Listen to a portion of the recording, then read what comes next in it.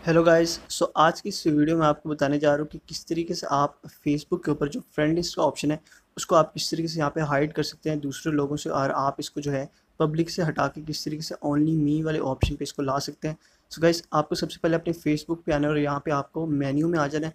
और guys, menu में आपको स्क्रॉल डाउन करके सबसे नीचे आना है और यहाँ पे आपको सेटिंग एंड प्राइवेसी का जो ऑप्शन मिल रहा है, आपको सिंपली इस ऑप्शन पे क्लिक करके दोबारा से जो सेटिंग्स का आपको यहाँ पे ऑप्शन मिलेगा सबसे ऊपर, आपको यहाँ पे क्लिक करना है। और गाइस, सेटिंग्स में आने के बाद यहाँ पे आपको जो है सबसे नीचे जो है स्क्रॉल डाउन करना है। यहाँ पे आपको ऑडियंस एंड विजिबिलिटी में एक how people find and contact you का जो ऑप्शन मिल रहा है, आपको इस ऑप्शन पे यहाँ पे आना है।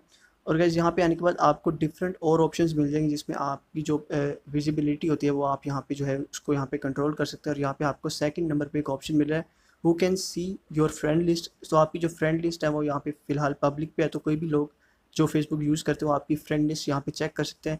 उसके लिए आपको यहाँ पे सी मोर वाले ऑप्शन पे क्लिक करना है और यहाँ पे सबसे नीचे आपको एक ओनली मी का ऑप्शन मिल जाएगा।